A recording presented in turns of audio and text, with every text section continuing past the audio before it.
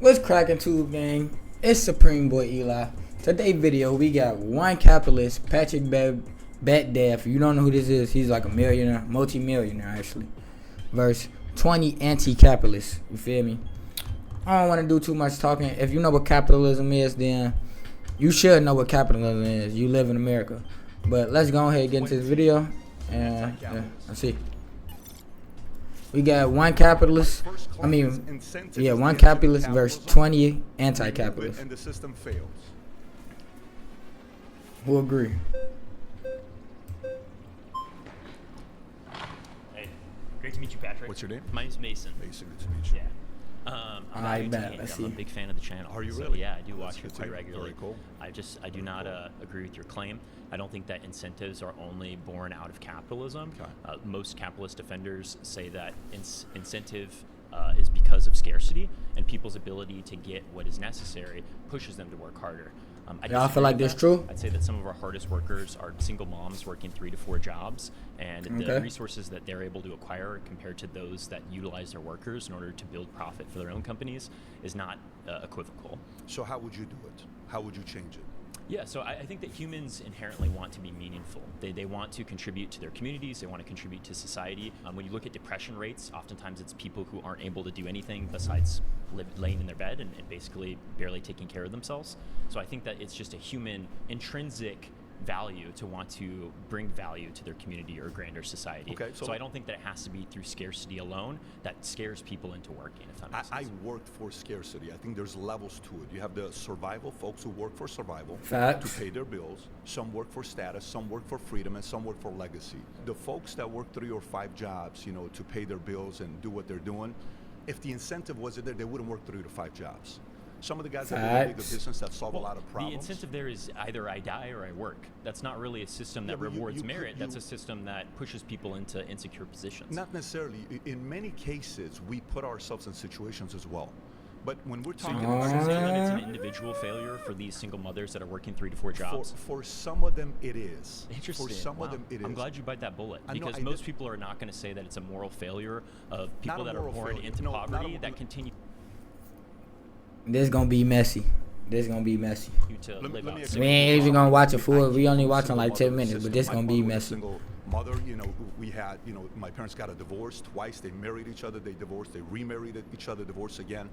I came up, we didn't have a lot of choices. I joined the Army, I got at that system, kind of wanted to see what I was gonna do for myself. Do I stay in the Army? Do I get out of the Army? I started working in sales. And then the incentive of working harder, eventually I built a good life for myself. Again, you're totally dismissing the hard work that a lot of these people are putting into for just basic survival. I'd say that mechanics and plumbers and most people working blue-collar jobs that are probably watching this video are working tirelessly day after day. I don't but yet disagree. They still feel insecure positions to where they don't even know if they're going to be able to afford rent in the next 6 months. So let me ask you. If most Americans have a $400 to $500 emergency, they can't even afford that with the basic savings that they have. So this is not something that we should celebrate as promises of a system that gives you more if you work harder. We should say that this is something that rewards few, and I'm glad that you're an outlier that's been able to build a lot of success for yourself. I know that you're a multimillionaire. That's fantastic that you have those resources. But the thing is that cannot happen for everybody in society. It's possible for each individual to do it. That's true. Not everybody can be a millionaire. That's guaranteed. I don't think not everybody can be a billionaire or a millionaire, but I do think people can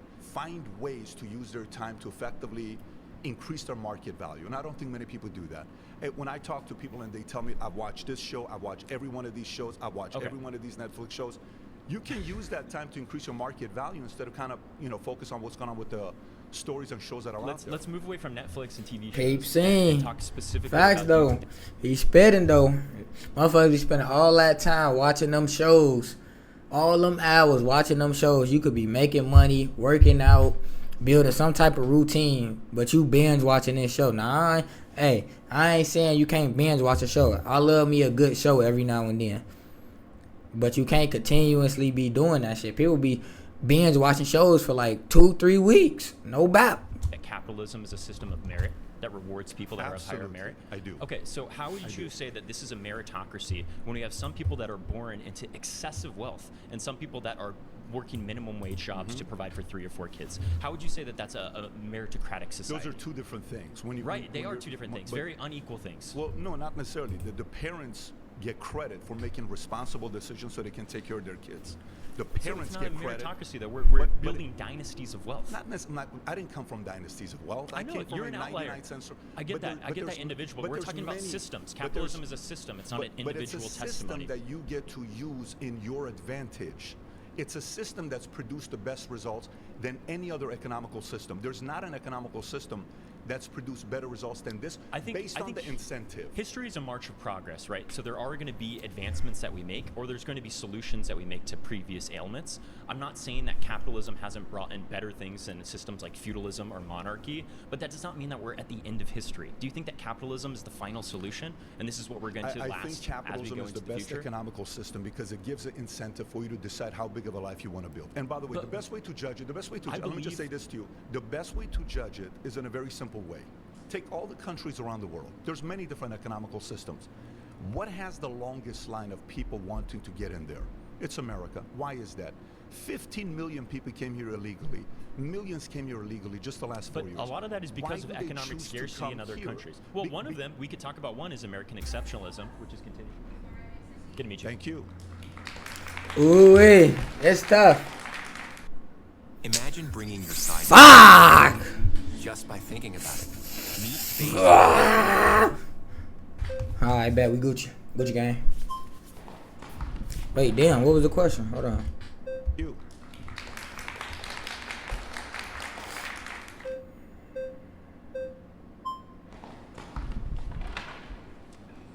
How are you? What's your name? Hi, I'm Alana. It's nice to meet you. Okay, so I think the issue is the framing of incentive here. Incentive doesn't disappear in a socialist or a communist society, it just changes and evolves. So we see in capitalism the incentive is obviously monetary gain, maybe even collecting capital itself through land ownership. In a communist or a socialist country, you would see incentive would just evolve into, I know it's a vague term, but the common good. You have an incentive to do your chores around your house because you don't want to live in a filthy house, right? That makes sense. It doesn't have to be just monetary. So you don't think monetary incentive drives people, or you're saying that people should be excited to do their job, whether they're getting incentivized for it or not? That's what you're saying. People will be incentivized to do. Give me a case study. Give me a case study of that worked. Give me one case study. We don't even need to look at case studies. We can just look at charity work. Well, why don't we actually look at a case study? You got two countries, North Korea, South Korea. One is communism, and one is capitalism. Yes. North Korea's GDP last year was $23 billion. Are we judging countries' values based off GDP that's and not because what that's they a value job, for freedom of speech.